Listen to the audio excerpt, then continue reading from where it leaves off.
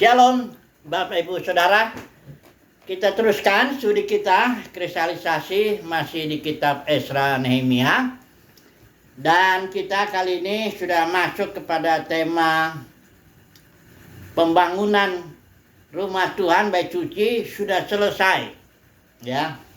Kita tahu bahwa pembangunan itu dimulai ya tahun 536 sebelum Masehi dengan perintah Raja Koreshi. Ini semuanya Raja Syria. Kemudian mulai tahun 536 ya, dan baru 2 tahun berjalan pembangunan itu stop gara-gara ada perlawanan dari musuh-musuh Israel, bangsa sekitarnya itu, termasuk bupatinya ya, daerah sebelah barat Sungai Efrat itu, dan juga Raja Artasasta mengeluarkan surat untuk menghentikan pembangunan itu. Berhentilah selama 14 tahun dan mulai lagi tahun 520 sebelum Masehi atas izin Raja Darius. Ya, ini semua Raja Persia ini. Kemudian tahun 516, 4 tahun kemudian selesai pembangunan Bait Suci. Nah, ini sebenarnya kita sedang mencoba melihat pentahbisannya.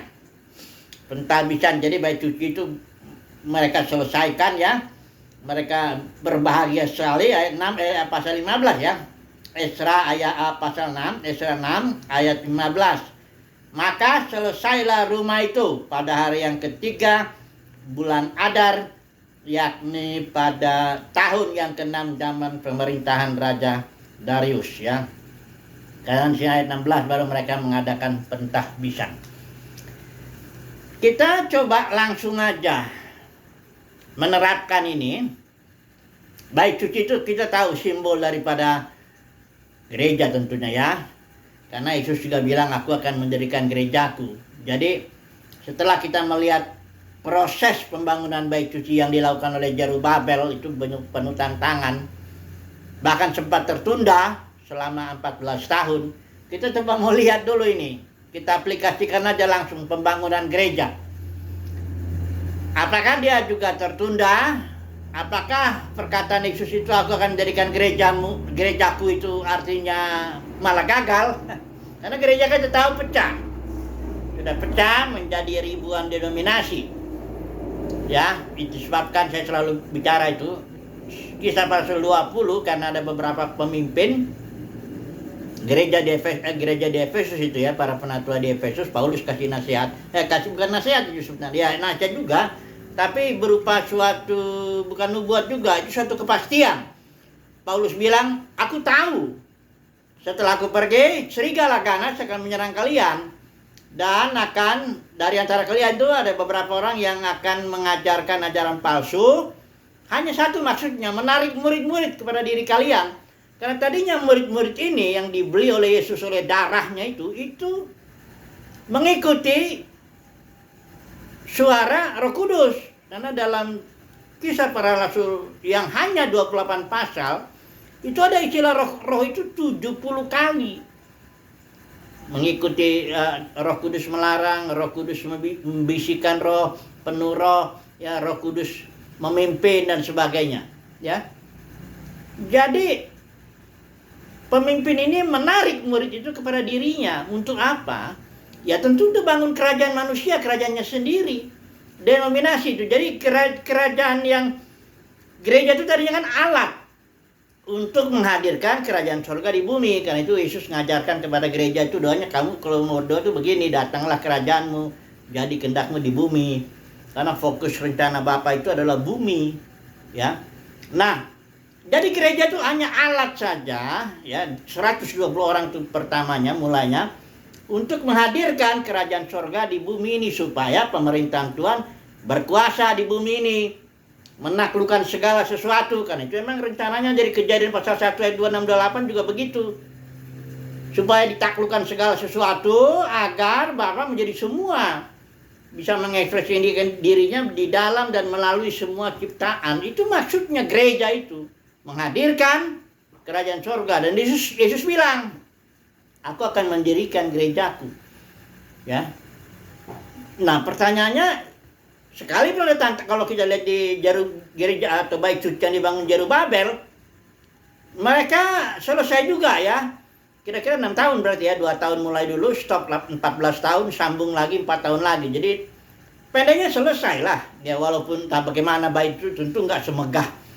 Gedung itu nggak semegah yang dibangun Salomo ya. Tapi selesai juga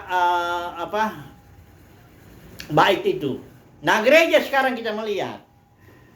Setelah ada kisah para Rasul 20 itu, gereja memang belum malah pecahnya belum kelihatan ya. Walaupun Paulus setelah nggak lama kemudian dari dia ngucapin itu Paulus ditinggalkan oleh seluruh orang-orang di Asia kecil. Itu Efesus salah satu ya, bagian daerah Turki yang sekarang itu disitulah Paulus mengatakan serigala ganas akan serang kalian akan tarik murid-murid kepada dirimu ya. Tadinya murid ngikutin Roh Kudus, sekarang jadi mengikuti engkau.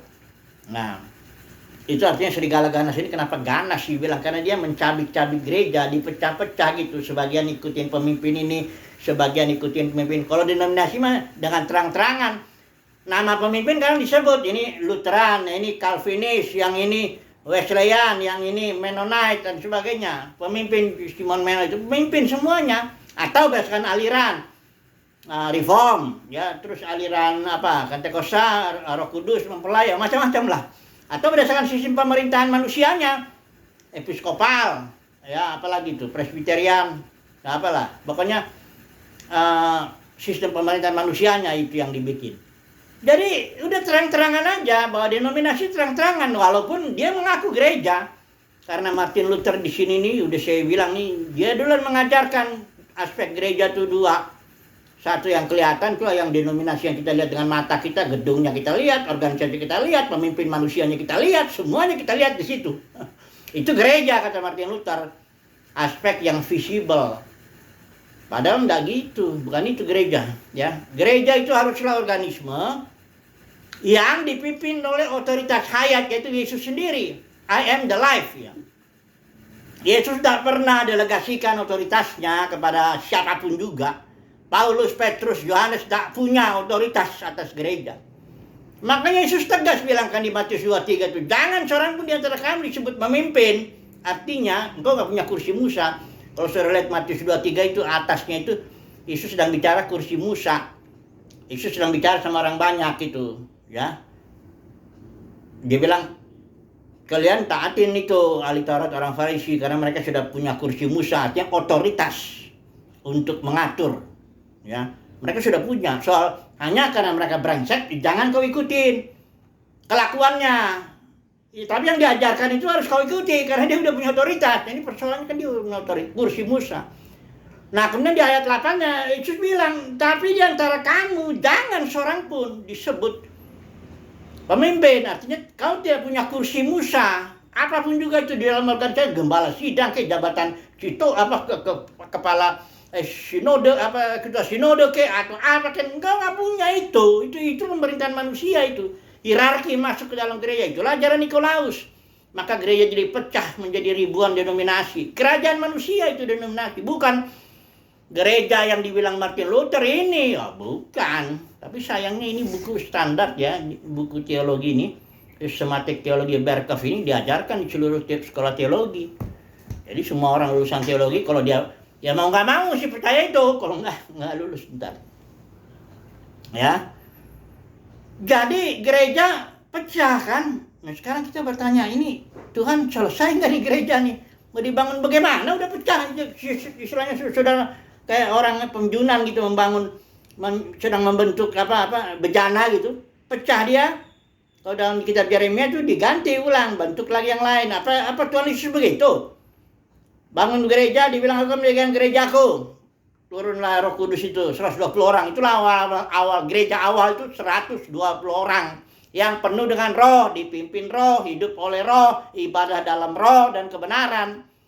Pecah dia menjadi ribuan denominasi sekarang ini. Masing-masing punya aturan sesuai dengan pemimpin manusianya di situ. Ya manajernya lah, saya bilangnya manajer ya. Jadi sekarang gimana Tuhan? Kalau sudah pecah begitu gereja, jadi apa enggak nih? Ya, kalau kita melihat, kita bandingin, nah kita baca sekali aja lah kisah para rasul itu. Sekali aja kita baca. Terus kita bandingkan dengan dunia kekristenan sekarang ini yang udah ribuan, ada 40.000 katanya sekarang ini denominasi itu. Karena pecah terus, pasti nggak pernah ada dunia dua organisasi gereja tuh menyatu tuh nggak pernah. Yang ada tuh pecah terus, ya. Nah, jadi pertanyaannya, selesai nggak ini? Kalau di dalam bait suci Zerubabel selesai, walaupun ada banyak tantangan selesai juga. Ditabiskan ya, nanti ada di situ perayaan Paskah, barangkali kita bahas besok kali. Sekarang kita merenungkan dulu. Kalau Yesus bilang, aku akan mendirikan gerejaku, percaya nggak kita bahwa gereja itu pasti jadi? Atau bahkan kita pun nggak tahu soal gereja. Ini memang banyak orang nggak tahu, nggak bisa bedain gereja dengan denominasi, padahal jelas sekali. Kalau saudara lihat di sini Kisah Para Rasul, jelas sekali bedanya gereja mula-mula lah, lihat dengan bandingan dengan yang sekarang ini. Kan jelas itu. Ya, kalau masih juga dokter teologi, tadi ya, dokter teologi juga bukan berarti dia punya pengertian.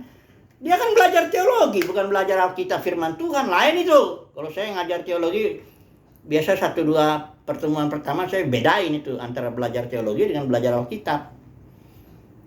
Jadi banyak orang emang nggak ngerti gereja, padahal gereja itu begitu penting di mata Tuhan Yesus. Yesus bilang, aku akan mendirikan gerejaku. Waktu Saulus menganiaya gereja itu, Yesus langsung bilang, kenapa engkau menganiaya aku? Enggak, Yesus bilang, kenapa engkau, Saulus, kenapa menganiaya gereja? Enggak, karena Yesus dan gereja itu satu. Kepala sama tubuh, bayangkanlah. Jadi penting gereja itu. Jadi kalau di dunia kekristenan yang penting kita melayani, cari jiwa, kumpulin. Ya jiwanya buat kamu tarik nanti itu kebangun kerajaan manusia, tarik uangnya dengan ajaran palsu, perpuluhan lah, buah sulung, dan jimat macam-macam. Kebangun kerajaan sendiri, itu bukan gereja. Itu bukan gereja yang Yesus bilang itu. Ya, bukan. Ini yang sedang mau kita renungkan. Ketika Yesus bilang, aku akan mendirikan gerejaku, jadi atau tidak? Nah, itu persoalannya. Zerubabel jadi, ini jawabnya jelas pasti jadi, karena rencana Tuhan tidak mungkin gagal. Kalau tertunda, dibilang tertunda dari sudut manusia, kayak misalnya rencana Tuhan bahwa Israel dari Mesir ke tanah perjanjian. Gagal nggak tuh rencananya? Tertunda, kalau kita bilang dari sisi manusia tertunda, bahkan diganti generasi pertamanya ganti yang kedua. Tapi dari sisi Tuhan berhasil lah. Pokoknya kan janjinya kan bahwa generasi Israel, bangsa Israel dari Mesir ke tanah perjanjian. Ya, jadi Tuhan gak gagal. Nggak mungkin lah memang Tuhan gagal ya rencananya ya. Bahkan dia mengatakan Kejadian 1 ayat 26-28 tuh. Baiklah kita menjadikan manusia serupa dan segambar dengan kita. Ya, banyak orang pikir Tuhan kita ciptakan Adam dan Hawa itu berarti sudah segambar dan serupa dengan dia, udah jadi rencananya. Belum, masih panjang ya. Karena rencananya itu menciptakan manusia serupa dan segambar dan menaklukkan segala sesuatu. Jadi belum selesai waktu Adam juga belum tahu yang baik dan yang jahat. Jadi belum selesai. Tapi rencana Tuhan jadi enggak? Jadi, pasti jadi. Nanti manusia akan serupa dan segambar dengan dia. Semua manusia, karena memang Tuhan ngomongnya begitu rencana mulanya. Ya. Hanya kalau memang nah kita harus tahu. Sekarang gereja dipecahkan. Terus bagaimana dong kelanjutannya nih gitu ya. Nah, kita lihat dulu lah yang pertama dulu ya, di salib itu. Yesus bilang kan it is finished. Ketika dia mati, dia bilangnya tetelestai, it is finished, completely complete, perfectly perfect. Selesainya tuh tuntas ya. Nah, sebenarnya dari sisi Tuhan, gereja tuh di situ udah selesai. Udah terbangun ya. Hanya kalau saya bilangnya begini, secara de jure ya, secara de jure gereja itu sudah selesai, sudah dibangun. Cuma secara de facto dalam pengalaman, inilah perjalanan gereja, sudah 2000 tahun ini berjalan. Gereja belum selesai dalam secara de facto pengalamannya. Kapan ini selesainya gereja ini? Nah, ini dia. Kalau pertanyaannya kita harus paham dulu lah. Saudara jangan punya konsep ini seperti yang diajarkan oleh Profesor Berkhof atau di seluruh dunia Kristen hampir ini terimanya. Gereja katanya visible dan invisible. Kalau kita terima itu ya sudah, kita nggak ngerti tentang gereja. Karena itu nggak diajarkan oleh Alkitab. Alkitab mengatakan gereja sudah pecah. Tapi, nah ini dia. Saudara lihat ya, di dalam perjanjian baru itu ada trilogi atau trilogi pesan Tuhan itu, baik melalui Petrus, baik melalui Paulus, baik melalui Yohanes. Semuanya ini bicara tentang gereja yang sebagai alat daripada kingdom. Memang temanya jadi kingdom ya, tapi bicara gereja sebagai alat untuk menghadirkan kerajaan surga di bumi. Waktu Paulus sudah peringatin ya, di zaman Petrus diperingatin juga guru palsu itu ya. Si Yudas juga itu jelasin itu ya, surat Yudas menurut saya. Nah, Paulus sudah nubatkan juga, bukan nubatkan, pastikan bahwa serigala ganas akan menyerang. Gereja akan pecah. Ya. Kemudian Rasul Yohanes, nah ini dia kita harus tahu, Rasul Yohanes ini selanjutnya dia bicara gereja tuh direpresentatifkan atau diwakilkan oleh para pemenangnya. Tiap zaman itu ada para pemenang, makanya dalam Wahyu Yohanes suratnya ini pesan Tuhan lewat Yohanes sih kita harus paham ini. Kalau enggak paham ini, berarti kita nggak ngerti gereja. Kita pikir denominasi itu gereja Bethel, gereja Reform, gereja Pentakosta. Kita pikir itu gereja. Bukan, itu bukan gereja. Itu kerajaan manusia itu. Kalau nggak percaya, datang deh ke satu gedung denominasi. Coba deh, nggak lama kemudian kok akan ketemu situ rajanya. Tak jagoannya lah istilahnya, ya, pentolannya. Dia yang menentukan segalanya itu. Barangkali dia juga yang punya gedungnya itu. Ya. Kalau nggak percaya itu aja. Saya sih yakin ada itu. Walaupun nggak ada di situ dia, misalnya buka cabang ya, tapi itu dia yang punya itu semua. Dia ngatur. Itu bukan gereja ya. Itu denominasi. Denominasi dan gereja itu bedanya. Kalau gereja ini adalah orang-orang domba-domba Yesus yang melaluinya kerajaan surga akan datang ke bumi. Kalau denominasi itu kerajaan manusia. Ya. Ada manusianya di situ kok yang jadi pemimpinnya, ya. Nah, oke lah, sekarang kita lihatlah. Gereja ada pecah. Tapi apa berhenti pembangunannya? Enggak. Dari sisi Tuhan pekerjaan Tuhan jalan terus. Inilah Tuhan tuh hebatnya. Kalau generasi pertama gagal, bikin generasi kedua. Saul gagal, angkat Daud, ya. Jadi jangan merasa apalah penting gitu. Kalau Tuhan nggak bisa gagal ya, kalau dengan ini gagal aku cari yang lain. Waktu itu Israel generasi pertama udah dibilang sama Musa tuh, aku akan bikin keturunan dari engkau sendiri. Tapi Musa membela waktu itu Israel. Coba dulu kita lihat Wahyu pasal 2 pasal 3 ini. 7 gereja yang dikirimin surat oleh Rasul Yohanes ini itu representatif atau penggambaran dari seluruh gereja lah sebenarnya, ya. Seluruh gereja setiap zaman itu disimbolkan oleh 7 gereja di sini di kitab Asal. Dan di tiap surat itu hanya 2 gereja yang gak ditegur. Itu gereja di Smyrna dengan Philadelphia. Tapi tetap dipanggil para pemenang. Berarti ada yang gagal ya. Kalau gereja belum jatuh, nggak mungkin Rasul Yohanes bilang barang siapa menang. Ya, kalau kepada dunia ini dibilangnya barang siapa percaya. Kenapa? Karena ada yang percaya, ada yang enggak. Kalau kepada gereja, firman Tuhan tuh melalui Rasul Yohanes bilangnya barang siapa menang. Kenapa? Ya, karena gereja itu sudah jatuh, jadi dipanggil lah para pemenang. Gereja itu sebenarnya yang dipanggil, yang dipilih, dan yang setia kalau di pasal 17 itu. Ya. Ini yang disebut gereja, yang mewakili gereja. Karena gereja itu udah pecah, udah hancur, dan tidak ada lagi dalam pengertian keseluruhan umat Tuhan itu yang adalah gereja. Enggak. Direpresentatifkan oleh para pemenangnya. Tiap zaman tuh ada kelompok para pemenang yang kalau kita lihat Wahyu pasal 12 tidak ambil bagian dalam ajaran Nikolaus, Biliam dan Ijabel. Karena gereja setelah kisah Rasul 20 itu, ya, setelah para pemimpin itu beberapa pemimpin narik murid kepada diri mereka bangun kerajaan sendiri. Bahkan mereka itu langsung di Efesus ini ninggalin Paulus ini. Ya. Jadi sejak itu ini 3 ajaran yang diajarkan oleh para pemimpin para pemimpin denominasi. Kalau bilang ini gereja jatuh, ini gereja yang menyimpang. Ini 3. Ijabel, Biliam, Nikolaus. Coba saya singkat aja cepat ya. Ijabel itu banyak aspeknya yang bisa kita lihat, tapi Ijabel yang utama itu dia merampas otoritas suaminya dalam kasus kebun anggur Nabot. Ini para pemimpin denominasi ini merampas otoritas Yesus atas gerejanya. Otoritas Yesus apa? Otoritas hayat, aturannya gereja organisme, hayat yang mengatur, hayat itu tahu ya, life ya, hayat, hidup ya. Ini tangan bergerak ini semua nih gara-gara hayat ini. Dia bisa bergerak, ya. Kepala nggak ngatur, enggak. Ini kepala aja bergeraknya karena hayat.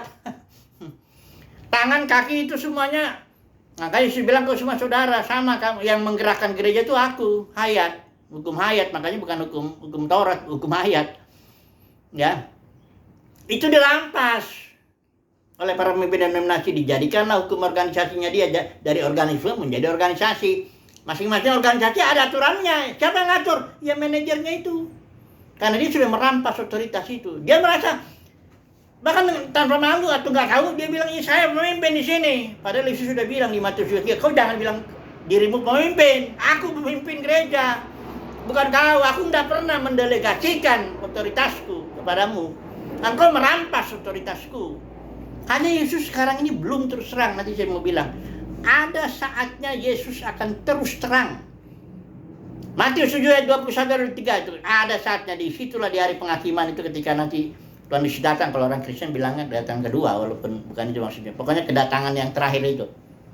Itu di situ Yesus terus terang. Ini yang hambaku karena dia nurut sama otoritasku. Yang ini yang merampas otoritas ini. Ijabel nih, ya. Biarpun hebat sekali, manajernya hebat, dia bisa narik ratusan ribu bahkan murid, tetap dia namanya Ijabel. Nggak peduli, ada Ijabel yang sanggup hanya 20-30 orang ditarik sama dia seumur hidupnya. Tarik uangnya juga lah, ya kan. Kalau namanya narik murid, cari jiwa, yang ngomongnya cari jiwa ya. Tapi padahal bukan cari jiwa, cari orang untuk yang bisa membangun kerajaanku untuk kemuliaanku. Kayak Nebukadnezar inilah dia Babel, ya. Ku bangun dengan kekuatanku demi kemuliaanku, gitu ya. Jadi cari Ijabel, merampas otoritas. Yang kedua, Nikolaus. Apa Nikolaus ini? Menaklukkan kaum. Nikolaus dari dua istilah Latin. Niko itu menaklukkan, Laos itu dari situ istilah laity, kaum awam. Jadi menaklukkan kaum awam. Para pemimpin ini, si Ijabel ini, memang dia karena dia pemimpin, dia punya karunia lebih banyak daripada yang umumnya jemaat. Ya, dia punya kemampuan manajerial lah, ya, planning, organizing, leading, controlling. Dia punya kemampuan itu untuk bisa mengatur, menaklukkan kaum awam. Banyak yang takut sama pendetanya, takut ntar yang ada, apalagi ajarannya itu penundukan diri lah, tudung rohani lah, macam-macam. Ya, jangan mengganggu biji mata Tuhan. Emangnya kamu aja biji mata Tuhan, yang lainnya biji mata siapa dong kalau gitu? Padahal Yesus bilang kau semua saudara, tapi dia bilang lagi, kami ini atau golongan Lewi lah atau macam supaya dapat perpuluhannya, macam-macam lah. Itu Nikolaus. Yang ketiga Bileam, dagang. Memang di Alkitab tuh ada, jangan kau berangus lembu yang sedang mengerik. Artinya Paulus bilang orang yang bekerja, kalau misalnya Paulus, aku memberkati kamu dengan berkat rohani, nggak apa berlebihan kalau aku mendapat berkat jasmani. Tapi bukan dagang, lain. Paulus nggak terima gaji, atau dia nggak bikin sistem pemerintahan manusia dengan gaji. Itu kalau gereja, organisasi gereja dengan organisasi dagang perusahaan itu sama, prinsipnya sama. Persis sama 100%. Apa? Profit. Untungan lah. Orang membangun denominasi apa sih tujuannya kalau nggak mau jadi besar? Makanya di Alkitab ini Babel tuh big Babel, big city. Ya, kalau ini Yerusalem baru holy city. Jadi orang yang mau melayani di dalam kekristenan memang tujuannya besar, udah pasti itu. Karena dengan cara apa? Dengan cara dagang. Ya, dagang firman, dagang ayat-ayat, dagang ini melintir sana melintir sini dapat duit. Ada yang ratusan miliar dengan bangga mengatakan saya dalam pelayanan saya bisa menarik ratusan miliar. Dalam dunia kekristenan itu dianggap berkat. Tapi dalam Alkitab bilang itu penyimpangan. Siapa yang suruh kamu begitu? Emang Paulus pernah bikin begitu? Johannes ngumpulin duit untuk dirinya sendiri tuh, bangun gedung, bangun organisasi, bangun denominasi sendiri. Nggak ada itu. Yesus pun melarang kau jangan disebut pemimpin. Ini orang pemimpin si Jabelin. Jadi pemimpin dia. Saya menarik uang di Bangladesh ratusan miliar. Ada yang triliun. Yang akhirnya bapak sama anak ribut di pengadilan 4,7 triliun apa itu aset itu. Aduh, gila-gilaan mah. Memang ya wajar lah kalau jemaatnya sudah puluhan ribu, ya per puluhannya hitung lah ya, apalagi buah sulungnya. Ini sebentar lagi nih buah sulung nih, panen ini yang ngajar-ngajarin itu tuh, penipu-penipu itu yang ngajarin buah sulung itu. Suruh gaji bulan Januari. Kejam demi, lebih kejam dari perampok itu. Perampok itu kadang-kadang ngerampok ya nggak semua lah. Kalau ini rumah didatangi sama perampok, itu biasanya dia ambil yang bagus-bagus saja. Dia nggak akan rampas semua. Emang ya disisain lah sedikit. Kalau ini enggak, ajaran buah sulung lebih kejam dari perampok. Apa dia bilang? Seluruh gajimu bulan Januari. Ayatnya ini nih. Muliakanlah Tuhan dengan hartamu. Nanti si jemaat ini yang ya katakanlah bodoh begitu ya. Aduh. Ntar kalau gue ngelawan, ini orang yang diurapi Tuhan. Udah ketipu dia. Udah kena makan tuh oleh ajaran Nikolaus. Ya ketipu saya, nanti gimana? Akhirnya barangkali nggak tahu ya saya ada berapa orang yang taat. Saya nggak tahu juga. Itu ajaran sudah 3-4 tahun yang lalu kayaknya. Aduh, lebih kejam dari perampok. Kalau perampok disisain ya. Ini enggak, seluruh bulan Januari tarik ini. Store ke sini ya. Denominasi saya, kerajaan saya nih. Store. Ngomongnya sih nggak bilang kerajaan sendiri, tentu ngomongnya gereja. Apa yang kau tabur dalam ladang Tuhan, katanya, dibilangin ladang Tuhan lagi. Padahal ladang lu tuh yang dapat duit di situ, perampok, dasar pencuri. Siapa yang menabur dalam ladang Tuhan itu kekal, katanya. Itu seperti Johann Tetzel itu, zaman Katolik, jual surat penghapus dosa. Aduh, ngeri saudaraku, ngeri saudaraku. Tapi bagi orang yang bisa melihat, ya. Jadi itulah ajaran Bileam. 3 inilah, Jezebel, Nikolaus, Bileam. Bangun kerajaan sendiri. Terus gereja bagaimana? Ia direpresentatifkan dengan orang-orang yang tidak ambil bagian dalam 3 ajaran sesat itu. Gereja itu jalan, saudara, pembangunan gereja. Secara de jure, secara hukum sudah selesai, dikasih salib, kan Yesus bilang itu finish, sudah selesai. Tapi dalam prosesnya ini, dalam zaman-zaman, tiap zaman Tuhan punya orang-orangnya. Dan ini biasanya orang-orang sederhana. Karena tidak mungkin kalau pemimpin itu, semua pemimpin denominasi dalam, saya berani mengatakan, saudara. Di mana ada denominasi atau kerajaan manusia yang tidak mengajarkan 3 ajaran ini? Mereka membenarkan diri bahwa kami pemimpin. Di mana yang tidak dagang organisasi? Nggak hidup kalau nggak dagang. Mana sih? Ya, yang dijual macam-macam lah, mulai dari firman, ayat, dan apa semuanya lah dijual. Bahkan sampai souvenir, kaset, buku, apa semua dijual. Ada yang jual minyak, saya lihat tuh di televisi, TBN, Trinity Broadcasting Network kalau saya sebut. Atau saya sebut aja ya namanya ya. Benny Hinn. Ini yang dia pernah jual minyak. Saya dengan mata kepala saya nggak dibilang kata orang. Dengan mata kepala saya lihat dia. Ya, enggak di Indonesia waktu dia jual minyaknya. Kan jemaatnya ada 7.000 waktu itu. Dia jual minyak itu satu begini ini, dia bilang $20. Ya $20 kalau sekarang ini berapa ya? 400.000 lebih kali ya. Oh lebih lah. Ya, $1 saya nggak tahu sekarang udah berapa. $20 jual minyak. Ya sekarang katanya Benny Hinn udah bertobat ya nggak tahu lah. Ini kan saya ngomong pokoknya yang saya lihat itu. Ya saya lupa tahunnya. Tapi pokoknya saya lihat TV TBN, Trinity Broadcasting Network. Terus saya lihat dia jual minyak $20. Satu botol kecil itu, cuman coba lah kalau dibikin itu berapa? Udah ribuan dolar itu jadinya itu. Jemaatnya udah 7.000. Dagang nggak malu lagi. Ada yang pendiri Indonesia nih, saya Gilbert Lumendong. Wah ini pedagang apa ini? Laris tapi dia dagangannya. Kalau Anda makan di restoran Padang kan bayar di situ. Kalau Anda dengar khotbah di sini di kerajaan saya ini ya bayar di sini dong, jangan. Karena ada orang mau nanya gimana kalau saya kasih perpulangnya ke sebelah sana, ke gereja yang miskin. Karena Gilbert sudah kaya. Nggak malu lagi, nggak malu. Nah, para pemenang itu nggak main ambil bagian di situ. Ajaran Bileam, Nikolaus, Jezebel mana? Ya, jadi makanya para pemenang itu orang sederhana, orang yang nggak dikenal. Ya, orang yang melayani dengan tulus, mengikuti pimpinan roh, ibadah dalam roh dan kebenaran, mengikuti pimpinan Tuhan, entah sebagai rumah tangga, ibu rumah tangga, pedagang, maksudnya pedagang bukan pedagang firman. Pedagang asongan atau apa itu lebih mulia daripada itu tuh yang di mimbar-mimbar pedagang-pedagang itu. Ya, baik suci itu kan sama seperti dulu tuh, penuh dengan para pedagang orang Farisi cari Taurat, ya sekarang juga begitu, sama, nggak ada yang baru. Nah, jadi melalui para pemenang ini gereja terus jalan pembangunannya.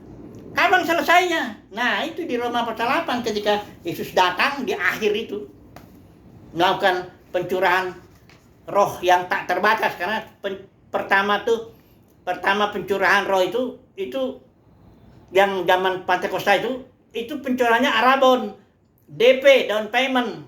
Nanti setelah ini pemenang dikumpulin ini pencurahan Roh Kudus, itulah dia Roma 8. Tampil lagi putra-putra Elohim dengan roh sama dengan pencurahan yang diterima Yesus, tak terbatas. Makanya Yesus bilang, kau akan melakukan perbuatan lebih besar dari aku, karena kau banyak, aku kan sedikit di satu. Di sini, jadi pertama rohnya itu arabon, panjar, di sini full. Disinilah nanti gereja ini akan memulihkan segala sesuatu, menjadi alat untuk pemulihan segala sesuatu, menghadirkan kerajaan surga di bumi. Sekarang di mana nih yang denominasi ini? Ya di Wahyu pasal 17 ya, dihakimi Tuhan. Baca aja deh Wahyu pasal 17 18 itu. Makanya di Wahyu pasal 18 ayat 4 tuh umat pilihan Tuhannya keluar dari situ. Jangan ambil bagian dalam ajaran ini, Jebel, Biliam, Nikolaus. Jangan ambil bagian situ. Ya. Kita di sini para pemenang dapat kasih karunia lah untuk dipanggil, untuk dipilih, dan untuk setia. Itu pilihan Tuhan, itu kedaulatan Tuhan. Tuhan sendiri yang memilih para pemenangnya. Dia sendiri yang membentuk kita supaya jadi pemenang. Jangan ambil bagian dari situ. Kita dibentuk itu kasih karunia Tuhan. Aku ada sebagaimana aku ada, kata Paulus, itu adalah kasih karunia. Bukan karena kita lebih hebat dari mereka juga, nggak ada. Malah barangkali secara manusia kita lebih brengsek daripada mereka. Tapi di dalam Kristen itu banyak yang dipanggil, tapi sedikit yang dipilih nanti. Ya itulah yang dipilih nih. Orang-orang sederhana, para pemenang, ya, yang siap untuk menerima pencurahan roh akhir zaman. Nah, ini yang bukan arabon, ya, tapi yang sepenuhnya. Jadi gereja selesai nggak? Selesai nanti secara de facto sedang jalan ini. Ketika sudah datang, selesai ditampilkan ke ciptaan. Ini nih gereja, kata Yesus ini nih. Bukan yang denominasi kerajaan-kerajaan manusia, itu malah dihakimi. Ada dua perempuan di kitab Wahyu, ada perempuan pasal 12 Wahyu itu yang melahirkan putra, inilah yang para pemenang. Ada perempuan yang pelacur itu. Kenapa disebut pelacur ya? Karena diterima semua firman Tuhan, diterima tradisi, firmannya sendiri, ayatnya sendiri. Jadi kayak asbak terima semua rokok. Pelacur kan terima semua benih.